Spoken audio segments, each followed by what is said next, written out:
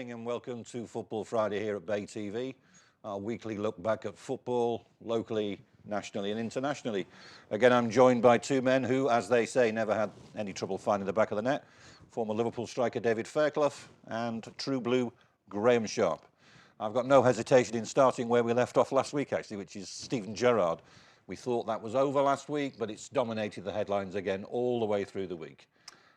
It has, because I think people are still shocked by the way it's come about, and I think the thought of Liverpool allowing somebody like Stevie to leave at this point seems such a hard decision to have made. So there's that element of surprise still sort of hanging over, and we're still trying to get used to the fact that Liverpool are not going to be without him. And once you saw him playing on Monday night and the impact he made and the difference that he does make to Liverpool, I think the Liverpool fans are still having a little bit of a problem coming to, getting to grasp with the idea. I mean, call me a cynical old journalist if you must, which I am, but it's followed the exact pattern I expected. You have the initial announcement, then you have Stephen going on Liverpool TV and explaining it.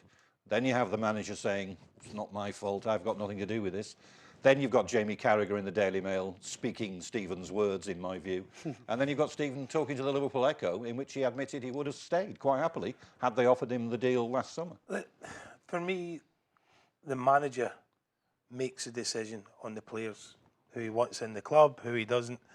Okay, you might get a mad owner who'll say he buys all the players, but in Liverpool's case, for me, Brendan Rodgers, if he wanted Steven Gerrard to stay, Steven Gerrard would have been staying. And I just think he's looked at it and thought, passing the time, Steven's had a great career, he's moving them on now. I know Steven's really disappointed, and quite rightly so, what he gave to Liverpool. But at the end of the day, for me, depending on players going in and out, if Brendan Rodgers, for me, wanted Steven to stay, he would have fought tooth and nail to keep him. I mean, just looking at Stephen's body language, it's never easy to interpret Stephen's body language because he always looks miserable, in my view.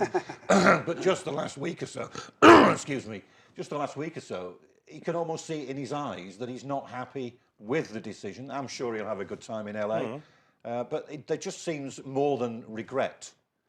I think he's getting used to the idea. I think it was a decision that was very difficult to come to. But I think he took a very dignified attitude towards making it, and he was the one who came out and spoke out above all else. The club was a little bit slow on the uptake, and I think Brendan himself, nobody seemed to want to speak about it, and so I think you give Stevie full credit for being bold enough and dignified to come out and actually do it in the way that he make the decision the way that he's done, and also to make the statements that he's been brave enough to do it. It hasn't been easy for him. I think there's been very much it's been an emotional time for people all around him. So the way that he's been brave enough to come out, I think is a credit to him. Yeah, but we said last week as well, it happens to everybody. You have a span, you have a lifespan as a footballer. At a certain time, you say, well, okay, maybe time. I was 11 years at Everton. There comes a time where you have to say, yeah, I want to stay, but I know I've had my time there. I've got to move on. But I think if you talk to Liverpool supporters, they would still say that Steven Gerrard's got a part to play in Liverpool in the future. But as I said before, I think when it comes for players coming in and out, I think the manager is the final say in that. And I'm sure they would have came to him. We talked about how much would have kept, how much it would have cost to keep Steven. It wouldn't have been that much in terms of Liverpool, but the manager has to make a decision and who he's going to go forward with. He's appointed Jordan Henderson as a new captain, if you like, so he's already planning for the future, and Stephen wasn't involved in those plans, which is disappointing for everybody who's a Liverpool fan and a football fan, but unfortunately it comes to us all. Do you think John Henry and Tom Werner will have had any input in this? Because knowing Americans as I do, bearing in mind that Liverpool are seeking to increase their channels of revenue through sponsorship, they've just got rid of their most marketable asset, in my view. Well, I think as Graeme points out, I think they've given the manager the leeway and the strength to determine how Liverpool go forward. Now, whether or not they're entirely comfortable with the idea of getting rid of their most marketable and strongest sort of tool in terms of PR. And top goal scorer as well. I mean, it all sort of You know, there are a number of question marks I think still surrounding the whole process. But Stevie's impact on Liverpool and his effect in terms of marketing the club worldwide, I think are absolutely astronomical. And whether or not they have thought that out remains to be seen. But wherever you see Liverpool, you know, projected, Steven Gerrard is in the forefront. The interesting thing that he mentioned during the course of, I think it was the interview with Liverpool TV, was that I'm going away for a while. The inference clearly being that he's coming back, or he wants to come back at some point.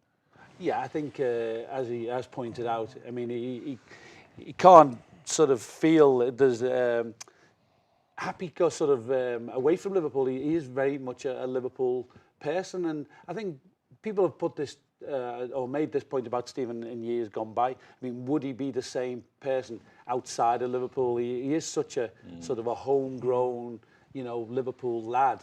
And for him at the moment, it's going to be an adventure to go and see how the next 18 months pan out and whether or not he can adapt outside of the environment. He's very close to his family, you know, both sides of his family, the grandparents and everything with his children and all that type of thing. So I think that's going to be a major factor, I think, in deciding ultimately where, you know, he settles. But I wouldn't be surprised if it is very short-lived. I suppose from Brendan Rodgers' perspective, being cynical again, you don't want a ready-made caretaker manager sitting in the wings, do you really? Well, there's always that threat, you know, whether Steven Gerrard wants to go into management or coach him, whatever remains to be seen. But no, look, he's made the decision, and you know it's sad for Liverpool fans and everything else, but it's another chapter in Steven Gerrard's career. You know, he's been top man at Liverpool and England, everything else. Now he's going to go and take on the MLS. He's gone to a side, LA Galaxy, who, you know, over the years have won things. They've had the Beckhams of this world, Robbie Keane as well. So he goes over there, you know, he'll enjoy his time over there. Listen, it ain't the Premier League. The MLS ain't the Premier League, so he'll miss that. He'll miss the competition. But as I said before, there comes a time. You know, will he come back and do a Frank Lampard and go on loan somewhere? It'll be strange to see him. Strange to see him doing that. And would you bring him back? You know, having already let him go. You know, I'm not sure Liverpool would do that. I think the good thing for Stevie will be that he'll be able to relax a little bit and he won't have the attention. I mean, he can't go anywhere in Liverpool. You know, he said this himself. He can't go for a cup of coffee. He can't walk down the street. Everywhere he goes, he draws attention. I live locally to Steven, and you always know his movement. If he's out and about, people are talking about it. They say, just seen your mate down the road, or whatever. I think to go and live now without sort of that pressure and relax and chill a little bit, I think it's going to be a real breath of fresh air for Stevie. I think, and it's going to be interesting to see how he adapts. I think it might be the first time he can go and play football without any real pressure. Yeah, possibly, you know, carrying the weight of the world on his shoulders. The other story which has been running in the headlines this week alongside Gerrard is Ched Evans. I just wonder what your view on that was. It's been further complicated overnight by Gordon Taylor from the PFA putting his rather large feet in it by drawing a comparison between the Evans case and the Hillsborough case. Disgraceful thing to have done. I know he's now backpedaling furiously and he's been apologising on a round of radio interviews. Your view on that first, on Gordon Taylor? Gordon Taylor, well, it's a wrong, you know, thing to say without a shadow of a doubt. You know, comparing it to Hillsborough, you know, totally different in all ways you look at it. You know, it was a silly thing to say. The Ched Evans thing, it's a really difficult one. I can see both sides of it. You know, I think it's going to be a very brave football club that takes him on. Oldham thought they could do that. You know, obviously they didn't realise. They probably did realise the effect, but maybe not to the extent where the board members were getting death threats and everything else. So it shows you how people feel about the issue. But I can see both sides of it, you know. And is it just because he's a footballer? If he was a joiner or a plumber or something else, would he get the same effect? I don't know. But it's going to be a really difficult one for him to get back into football, certainly in this country. Again, I don't know the ins and outs of it. I know he's still fighting it. And he's going again to say another trial, I think, isn't it, to try and clear his name. So it's still got a long way to go. But Oldham, you know, tried to help him, but it wasn't the case. So we'll just have to wait and see. certainly brought Oldham's name into the forefront, which probably they wouldn't have wanted really. Apart from the sponsors who've was, done very well out of this. Yeah, but in a way, it's been negative. It's negative. They do say all publicity is good publicity, but certainly Oldham have been sort of a major talking point all week. I think it's very difficult to, from Gordon Taylor's point of view. I can understand him trying to make a comparison, but it was the wrong type of comparison. Yeah. And the drawing comparison in legal terms is always very, very difficult. No two cases are ever the same.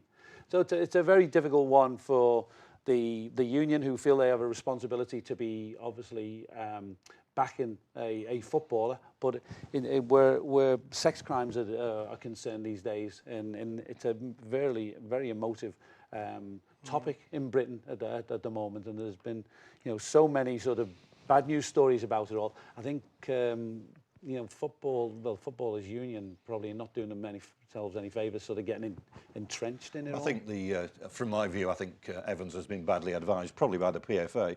I think most people now accept he should have sat back, wait for the appeal to come and go. If he wins the appeal, we've got a different ball game. If he loses the appeal, then that's it, end of story. But somebody's been telling him he should be doing A, B and C when he probably shouldn't have been. He's of the opinion that he's innocent and he wants to get back to playing as quickly as he possibly can. That's the way he believes. He'll do that until, well, that's what he believes, until the day he dies. But it's a really interesting one. And as I said before, immaterial what happens, it's going to be a brave football club that takes him on, which maybe in some sense is a little bit of a shame. Yeah, he needs to let the dust settle a little bit. I think you're right. Okay, we'll have a short break now. We'll come back, discuss last weekend's FA Cup ties and the possibility of the rise of player power inside Goodison Park.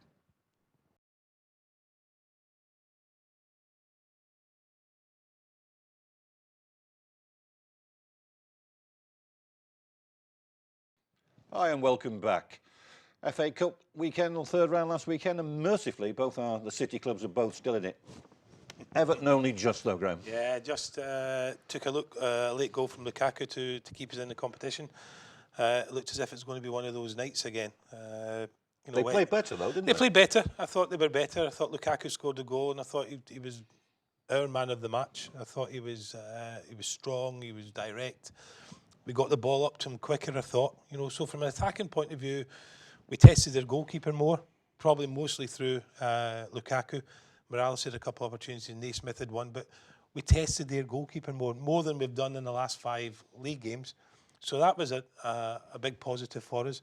Negatives were losing a goal, then the way we lost it was a poor goal to concede. But to be fair to the players, they showed a good attitude and spirit to get back in, and we rescued a replay next Tuesday at Upton Park with a late goal from Lukaku, but it was certainly needed. It wasn't a full house at Goodison. Difficult atmosphere, especially when they went 1-0 down. But to be fair to the fans, they kept with them, and they liked what they saw because they stayed with them to the end. Eventually we got the goal. Even at 1-1, they was still thinking we're going to get the winner here. So overall, I probably think a fair result. West Ham had a lot of the ball, but Everton, from an Everton point of view, better, an improvement in what we've seen in the last 4 or 5 league games. But even so, well, it was a much improved performance. They still look like a team obviously struggling for confidence.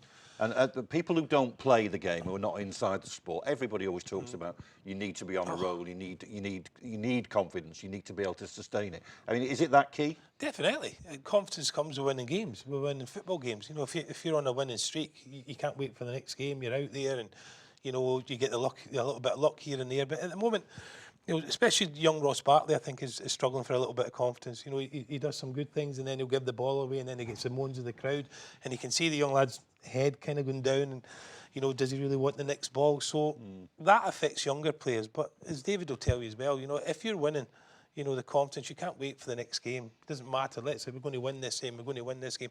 When you're not, it's a case where you find out who the brave players are, who want the ball, who won't hide. So at the moment, we're at Everton in a run of bad results, but hopefully, and everybody's saying after the game, Roberto Martinez and the players, this may well be the turning point. Only time will tell, but certainly in a general point of view, it was a better performance. You see the game, David? I watched it. I enjoyed it, actually. I thought looked fairly well balanced. It shouldn't have been as maybe as one-sided as it was at one stage. I thought I couldn't work out why West Ham seemed to dominate and looked like a team absolutely. Well, they took the game to Everton in many ways for me, and I wasn't surprised to see West Ham go ahead. Strangely, I thought Everton perhaps were in their shell a little bit, but I think when they had the ball at times, certainly as the game grew and they had to fight back, I thought Everton looked quite dangerous, and maybe the 1-1 wasn't a bad result in it. It was a fair result probably, but it was a good game, good cup tie, and I think it's very evenly balanced, and I wouldn't sort of go one side or the other for the replay actually. Strangely, in my view, Tim Howard's had some critics this season, but they miss him when he's not there, because I'm not sure what sort of faith and trust the players have in the Robble as a young lad. Well, it's just come back about confidence again. You know, the young lads had to wait a long time, you know, to get the opportunity. Now Tim's out for another 3-4 games, say 5 games, I don't know when. So the boys got to get confidence, and I thought he started shakily the other night, and then he got better, made a couple of saves, so that'll do him the world of good. But I can understand what you're saying, Ian. I think the Everton fans are a little bit shaky as well, you know, when he's coming for crosses. But his confidence can only grow with the more games he plays. Obviously, he'll want to keep a clean sheet. Obviously, the back four will have to get used to him as well. So it'll take time. Unfortunately, in the Premier League, you don't have time. But I think, you know, he'll have learned from his opening 2 games. You know, he's made some mistakes, or his opening 3 games, he's made some mistakes. But I thought the other night, I think he did most things well. I think he came for one early on, and there was a foul given against him. But, you know, the goalkeepers are supposed to catch the ball at the highest point, and he's waited till the ball's come into his hands, and he nearly got robbed of the ball. And you could hear the sighs and from the crowd. But no, he grew into his game, and it's all about confidence, you know, whether it be Ross Barkley or Joe Robles or any young player, even old players as well. They need the confidence to play. It seems to me that the Goodison Boo boys, who always surface when the club have a rough patch, have now picked on Gareth Barry, which I find rather bizarre, because I mean, I was never a great Barry fan until he joined Everton, and I think he's been tremendous since he arrived. Well, that's football fans, isn't it? You know, wherever you go. You know, Gareth has been a fantastic signing for us last year. He's came on a permanent basis, and you know all the conspiracy theories. And once he's got a contract, he's not bothered. Like, he's just going to go through the motions. Couldn't be further from the truth. You know, he's there. I think he's struggling because he's not got James McCarthy with him. I think they, as a pair, they were very, very good. They brought in Besic, who did really well the other night.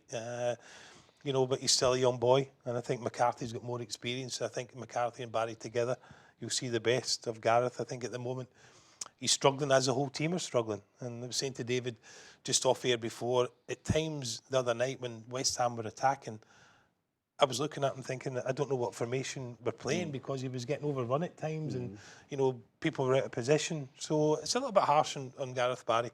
Everybody knows, you know, what a good player he's been. Last year with Everton, before that with Villa and City, and he'll be looking forward to the game at the weekend against his old club. But no, there's still life left in the old dog yet, as they say. Interestingly, after the game, Lukaku came out and obviously pleased that he scored the goal, and he said that the way that Everton played against West Ham is more direct, quicker. They got the ball forward too quick, and therefore he prospered. Yeah. He also suggested that some of the players have been to see the manager to point out that perhaps they should be a little more direct. May well be the case. I know the manager has said it's not, but I think it was plain for everybody to see that if you've got a player like Lukaku, who you've paid £28 million for, you play to his strengths. And his strengths are not coming towards the ball to hold up play, to link play. His strengths going over the top. They've been playing to his weaknesses. They have, exactly. Recently. And so and he's been getting a hard time as well from the fans. And you know, I've said time and time again, I've tried to stick up for him. You know, being strikers, we know that, you know, you've got to play to your strengths. You know, David's strength was probably over the top, running in behind. You know, so play that ball. You know, to Lukaku, he's the same. He likes balls down the channel, but very noticeable from the first minute. You know, they got the ball at the back, and whereas before they would pass it into midfield, pass it back, they tried to knock it long down into channels to turn the centre-backs of West Ham, Collins in particular. So whether they've had a quiet word, I wouldn't be surprised if they have, because Lukaku will be getting... He's a young boy and he's still learning, of course, but he talks to the manager, and he'll be showing his frustration and telling the frustrations to the manager and saying, listen, you know, I'm not getting enough service. It's not going wide. It's not going in the box. But certainly in Tuesday night, I thought we saw more of that. I think there were times when West Ham really came onto Everton. Everton broke quite well in terms of a counter-attacking style. It suited Lukaku at times. Definitely. I mean, Everton let the ball go quite well on occasions, opened them up a little bit. There was an awful lot of room at times in midfield, I was thinking, in the first half. So Lukaku did look a real threat, and he did look more like the Lukaku people do expect. I mean, this sort of thing presumably does happen at all clubs during all time periods. You both played for major football clubs. Did you have instances where the players, probably through the captain, would go to the manager and say, perhaps we could do this slightly differently? We did. And I was just saying before about Andy Gray, myself and Adrian Heath were getting, you know, alternate weeks. You know, this two were playing, that two were playing. And the three of us came to a decision and said, this isn't working. So I went to see Howard and said, listen, this isn't working. Why not you just pick a two and pick with it for 6 games, see how it goes, and then take it from there. And if it isn't working and you want to change it, then fair enough, we all have a proper go here. Fortunately for me, it was myself and Andy Gray who he picked first. Inchy probably wasn't too pleased. Inchy wasn't happy because he never got back in the side. But that's the way things go. You've got to feel comfortable with your teammates and the way you're playing and everything. As I was fortunate enough, Andy and I hit it off straight away. But no, I don't think the manager should be adverse to the players coming in and saying, listen, can we not try this? Especially when you say, when it comes from the captain, because players talk in dressing rooms if they're not happy. Everybody knows that. So that's why part and parcel of what your captain's for, you know, to... Did this happen at Liverpool as well, presumably? Not really, Oh, you were going so well in your time. Yeah, exactly. Well, unfortunately, I think Liverpool had pretty much a tried and tested way of doing it, and there was very little sort of open dialogue with the manager. I mean, very strong individuals, Bob Paisley, Ronnie Moran, Joe Fagan, I mean, knew exactly what they wanted, and it was a case of do it our way, and that was it. So he didn't really, I didn't get involved in at that time, but certainly when I played at one or two other sides later on, when you did develop problems, there would be rumblings behind the scenes, and that's not good for a team. If the players are unhappy, and if you're not able to be open with the manager and get your points across, then it's to the detriment of the football team. I mean, so there has to be some dialogue. If things aren't going right and the players are clearly not happy, then they've got to be, the manager has to be approachable, I think, and he has to be open to that. I suppose it depends on the demeanour of the manager. I mean, you can't imagine people going to Brian Clough or Roy Keane or Alex Ferguson and saying, excuse me, Gaffer, you've got this wrong, this is how we think you should do it. But you must have managers who are more open to suggestions. I think they had. I mean, you know, from a distance. I mean, Howard was a very open, personable guy, and you know, so you could have that type of conversation with him. I mean, he's never changed to my mind. So it does depend on your manager. I don't think managers can afford to be dogmatic, can they? And sort of say this is the way it is and this is the way it goes. I think you've got to listen to your players. He's a players manager. You know, that's what I say. That's a good thing about Howard. He knew how to manage players. You know, and that's. You know, that's why we could go to him and say this, and then he would change it. And everybody always said that Howard's biggest strength was his man management Yeah, definitely. skills. But I always remember having sessions where, right, okay, he'd come in and say, right, we're going zonal marking. Well, this is a way back in the early 80s kind of thing. And the players were like, no, I'm not happy with this. I'm not happy. No, let's go back to this. So we talk about it and say, right, okay, scrap that, go back to what you prefer, what you think you're good at, kind of thing. So you would talk to the players, and if things were there to change, you would be open to that. And you might not agree with it, you know, and he'd say at the end of the day, he had the final say, but you certainly listen to what the players would say. I could remember a few sessions with Howard Kendall as well. We'll have another break now. When we come back, we'll look ahead to the weekend fixtures, big games for both Liverpool and Everton.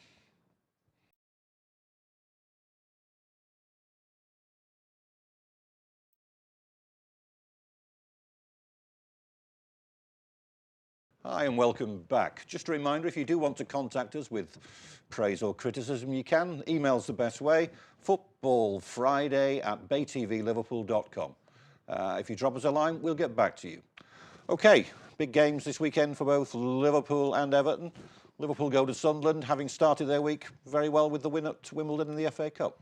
Yeah, I think they were grateful to get through that. A lot of people were wishing a banana skin for Liverpool. I think the cup weekend last last week hadn't sort of given us any major shock. So come Monday night, I think a lot of people were hoping that Wimbledon were going to trip Liverpool up, and I think Liverpool made it a little bit harder than perhaps it should have been. I think the initial start was good and put Wimbledon on their back foot, and you felt maybe this was going to be relatively comfortable. They got the early goal, but then they sort of dropped back a little bit and they invited problems. And once the crowd got behind them as well, they had one or two little bits of joy going forward. Wimbledon, they unsettled Liverpool. I thought it was a very nervy sort of 20 minutes. I was really surprised. I thought when Gerrard got that early goal that they would swamp them. But they didn't, and you're right, Wimbledon had a spell where they actually looked as though they were going to score every time they went forward. Yeah, maybe that says a lot about Liverpool's defence, I don't know. Yeah, there was a belief there, I think, from Wimbledon's point of view. They maybe did give Liverpool too much respect.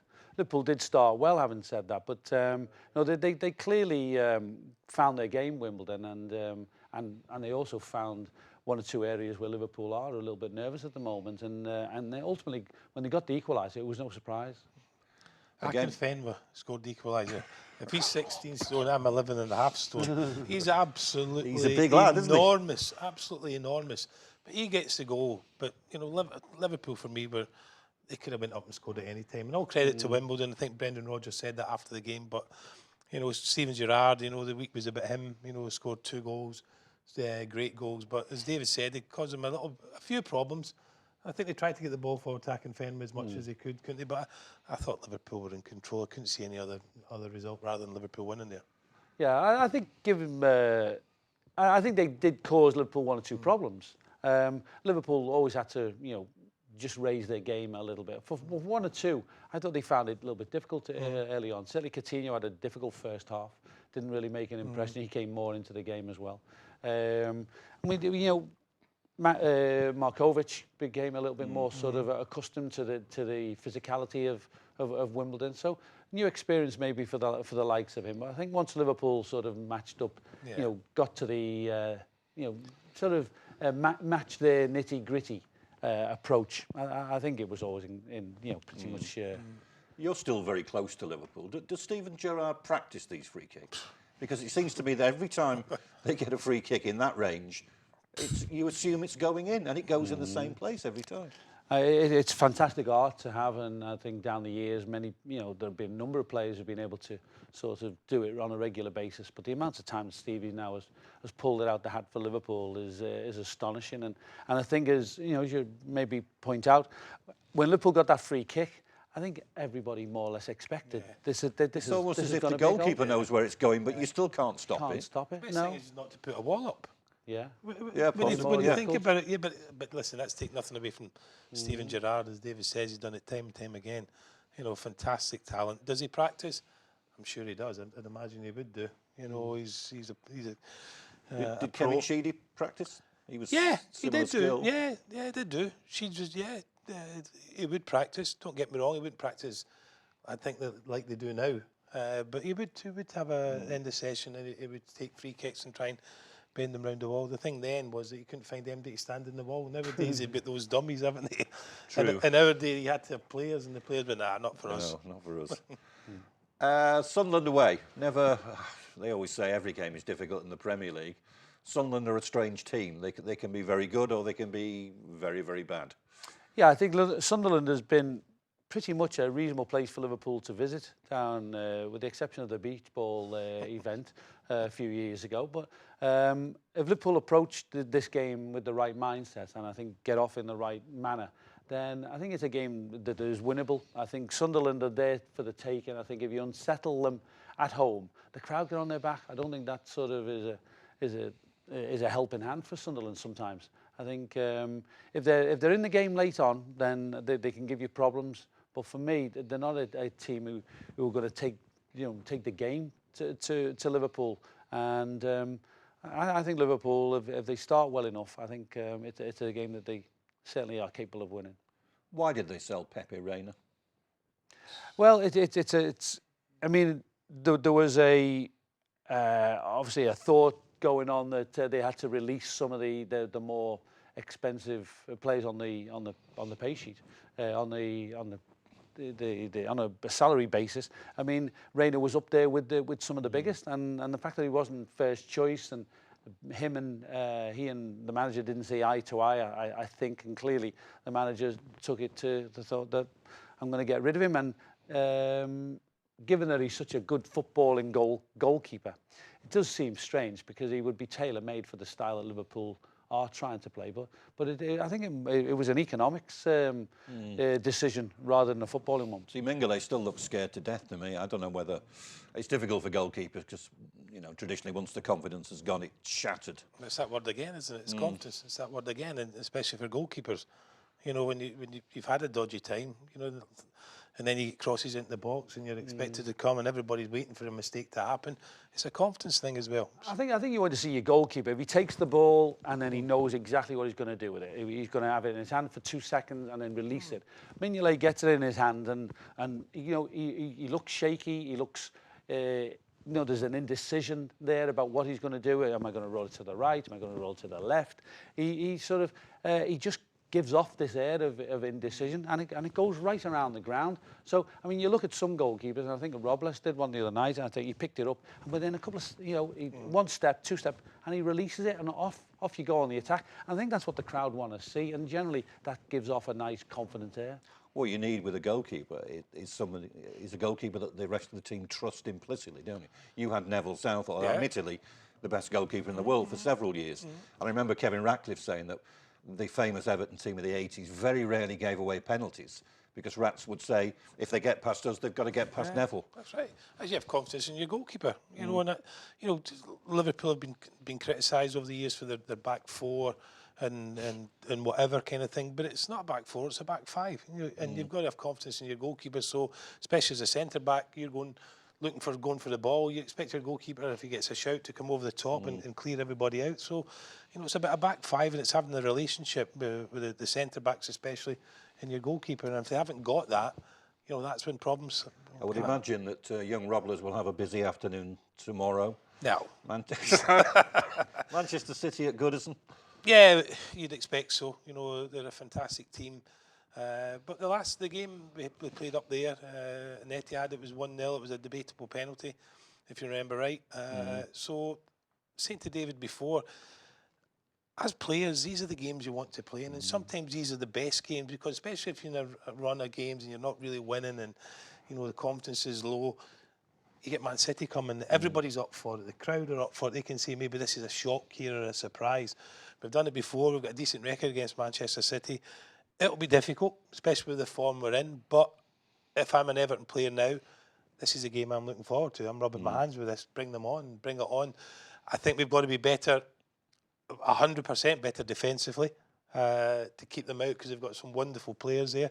But I'd like to think that from an attacking point of view as well, I think we can cause them a few problems. We did up at the Etihad. You know, they're missing some big players. So, you know, Touré away in the African nations as well. So this might be the right time to play them. They've conceded goals after being ahead in games recently when they've been 2 ahead and conceded goals to let teams back in. So you never know, but it will be tough. Yeah, I think there's no doubt in that City are a great side, and the visit, it'll be exciting tomorrow. And Everton really comes alive when the big games come about. And tomorrow the atmosphere will be superb, and I think that will be to Everton's advantage. And I think, you know, as Graeme points out, there, City are vulnerable at the back. I mean, you know, they are giving goals away, and they're not sort of unbreachable. So it's got the promise of goals, I think. I mean, you know, I wouldn't be surprised to see maybe a 2-2 or something like that. It's got every chance of being a really attractive game. I think Lukaku's key again. I mean, it's almost as if you want to unleash Lukaku, that he's got all the attributes there to be almost Drogba-like. Definitely. Sometimes you look at him and he's a really nice guy. He's only a young boy, but he's a really nice guy. Sometimes you think, give him a kick up the backside, make him angry. The Incredible Hulk, make him angry because he's a unit. You know, he's a big, strong lad, but he's not like that. He's not an aggressive type. And he's like Victor Anichebe, was exactly the same. Yeah, he's not an aggressive type, so it's hard to get that into him. If he's not got it, it's hard to make him be aggressive. But certainly, when he does go forward and he's got the bit between his teeth, you know, he is a handful. And we just hope tomorrow that we can supply him with the right service. See, I'm not sure whether the manager will change his system. I honestly don't. He's tried 3 at the back. It'll be interesting to see what he does. You know, whether he might even play Lukaku and Coney up top. I don't know. It'll be interesting to see because, you know, Coney's has done well the last couple of games. He sat out the other night. He might bring him back in. Just have to wait and see. City are poised to pay 30 million to Swansea for Wilfried Boney. Is that value for money, or is he overpriced? I think so. I think he's an excellent player. 30 million's a lot of money, but then you look at it and say, well, 28 million for Lukaku. That's the price you've got to pay for people who score goals. Certainly a talent. You know, I think we were linked with him before, and I think the fee was something like £8 million.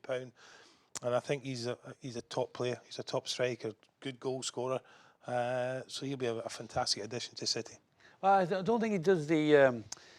from a defensive point of view, I think he's not the most mobile, and he doesn't really try. So City will suit him down to the ground because he won't have to do that with somebody like Manchester City. Where Swansea, maybe at times, he looks a little bit sort of lethargic and uninterested.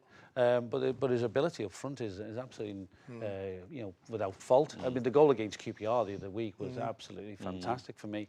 You know, real quick feet. He's got everything. When the ball comes around him, he's absolutely magic. So it's an interesting buy. I think, you know, interesting fee. OK, we'll take our final break now. We'll be back very shortly to wrap up the remaining football matters that have been occurring over the past week or so.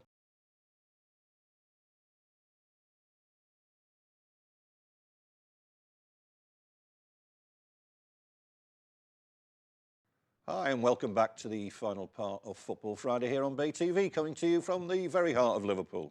Now then, Graeme Sharp, you're a Scottish person. You're also a childhood Rangers man, are you? Yeah. Now, OK, Glasgow Rangers, basket case, discuss. Shambles. Absolute shambles. Considering the club they were, you know, fantastic club, you know, going all the way back, 1872, I think they were founded. Fantastic history, you know, even our time, Graeme has gone up, and a lot of the English players gone up, and it was a fantastic Loudrops playing for Rangers, great support, but what's going on there is absolute shambles. It's a disgrace, you know, it's been so badly mismanaged. They're fortunate enough still to have Rangers Football Club with some of the shenanigans that were going on off the field, and it just goes from one crisis to another, and I honestly cannot see how it's going to end. We've got investors coming in, or possible investors coming in to the club, but it's in an awful state. You've got a bizarre situation there where they took a non-interest loan of £500,000 from one of the directors earlier in the week, and now they've said that's gone. That was just to keep the club running for 6 days, apparently. Well, they need another £8 million to keep it going till April. Well, for me, everybody knows the situation they were in. So when somebody comes in now and starts afresh, surely to goodness they've got to say, well, what's the revenue we're coming in, and what's the expenditure that's going out?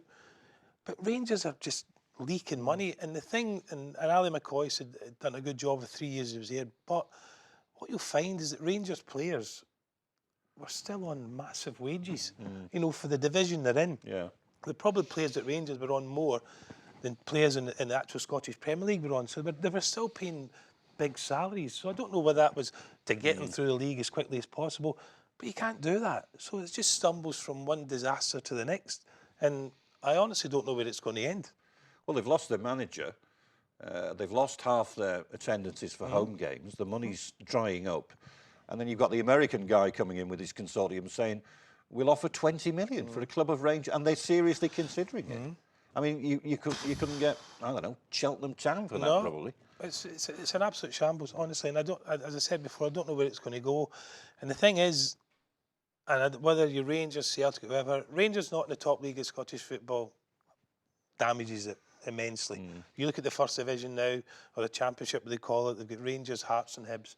3 of the biggest clubs in Scotland in that division. You know, Rangers will stay down there. It looks as if Hearts will go up, Hibs might go up in the playoffs. But it's scandalous. And that, at the moment, I speak to people up in Scotland, and they just say Scottish football is dying on its feet. Dying on its feet. If they don't get up, and it will be through the playoffs if they get up this season, if they don't get back into the Premier League, do you fear for them? Definitely. What it needs is somebody to come in there and start afresh and say, this is it. You know, it will take a lot of money or whatever it takes, Ian, but you need to have somebody who has the interests of the club at heart. It's no use giving it to somebody who's just going to be as a toy. You need it from somebody who's got the interests of the club. But you see, the problem is that the man most likely to take over is Mike Ashley. And the people at Newcastle will tell you that it was just a toy for him, a rich man's plaything. And you fear that he might just go and buy Rangers because he can at that price. Well, I think he went in before, didn't he, just recently, and they knocked it back because they said he couldn't have, you know, between Newcastle and Rangers, so they knocked him back then. But you may well come knocking on the door again. But the shareholders had a meeting the other week there at Ibrox, and they came out shaking their heads because they weren't getting told the truth. They weren't getting told anything. And as I said, it just goes from one shambolic incident to the next, and Sally McCoy's has done really well in the 3 years because he's had to put up with loads. But don't get me wrong, I still think the people who are running it needed to run it in the proper way and not put them into more and more debt. And it's honestly, you look at the stadium and the facilities, David, they're top drawer. It's a shame, David, because it's an institution, isn't it?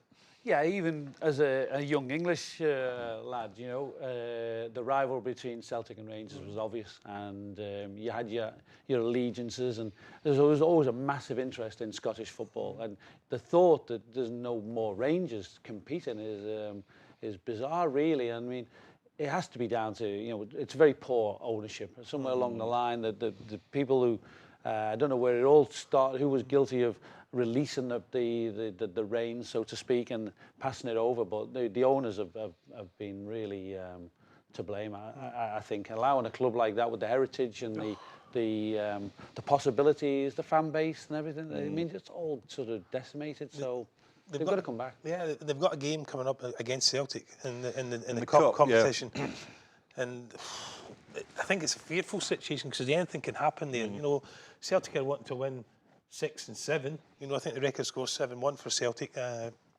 many years ago, and people are looking at that and thinking, if that's the case, you need the army in there, you know, to stop the trouble and everything else. So it's boiling under up in Scotland, and you know they need to get to a conclusion very, very quickly because a strong Rangers is better for Celtic. I look at Celtic, and the Celtic now are getting 28,000 through the turnstiles at Celtic Park. They were getting 60,000 when Alan Stubbs was playing up there, and you know in the good times. Now their attendance have dropped, and a strong Rangers is good for Celtic and it's good for Scottish football. Talking about Mike Ashley, I mean, you know what's happening at his club, Newcastle. You know, Alan Pardew departs. You would expect a high-profile club like that to have a queue of people round the block looking to take over, but there just seems to be nobody being even touted for the job.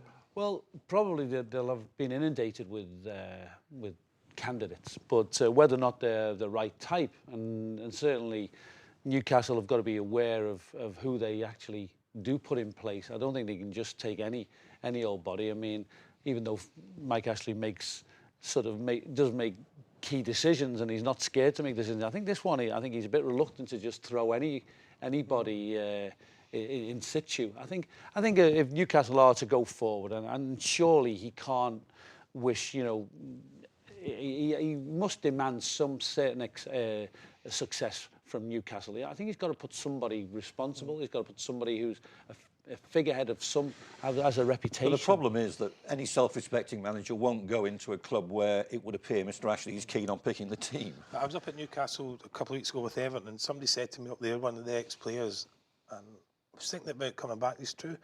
Newcastle fans love their own.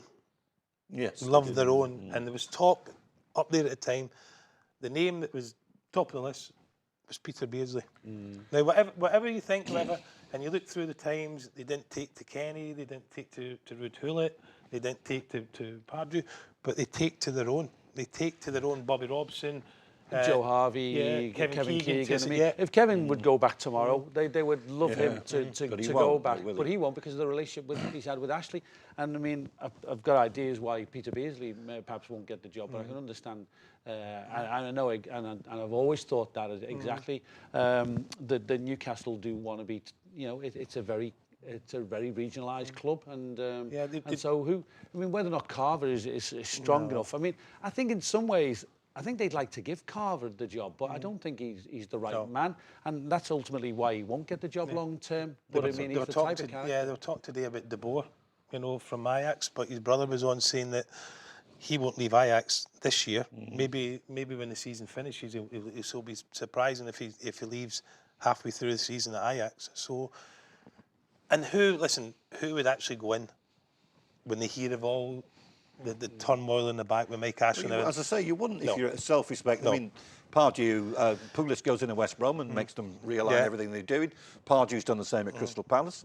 Anybody going to Mike Ashley and say, right, I want this, he'll just say, no, my club, I'll do what I want with it. Mickey Quinn fancies his, he fancies throwing his hand into the ring, but I mean... Well, if he's I'll cheap, say he's got no chance. I know, yeah, but he's... strangely, even though he's a big scouser and one thing or the way that he was loved at Newcastle, you have to have been adopted by them in a major way, don't you, to have any chance. If he's cheap enough, he's got a chance, hasn't he? I mean, Mike well, Ashley whether or will not go he for can the do the cheap job, I say that, you know, jokingly, like, but I know. Well, I mean, It's a massive job. It's a massive club in one city. It's a massive club, you know, but it's got its problems. It's got its problems. And as you said, listen, as David said as well, there'll be candidates queuing up round the block, kind of thing. But it's who wants to work. It makes you wonder what's going to happen to Newcastle, because I'm convinced that Ashley will up sticks and go to Rangers. I'm sure he will. And who he then, if he can find somebody to buy Newcastle, it's not easy. Bill Kenran's well, people will say about going to Rangers, and the thing with Rangers is if you get Rangers and get them up and running, you know, there's Champions League football guaranteed, guaranteed there, so that the money that you get from that, so it's a big attraction. So whether he thinks he's going to get that, I'm not sure. Lionel Messi apparently is now ready to move to the Premiership, and he's only looking for £10 million a season. It's a deal. Well, Everton, Liverpool. He seems to fancy Chelsea. If he's coming to Britain, Chelsea seems to be the place. But it seems an awful lot of money for the buyout is extraordinary, isn't it? It is. 300 million euros. We'll leave it there. Thank you very much for watching. We'll be back next week. Have a very good weekend from myself, from David, and from Graeme.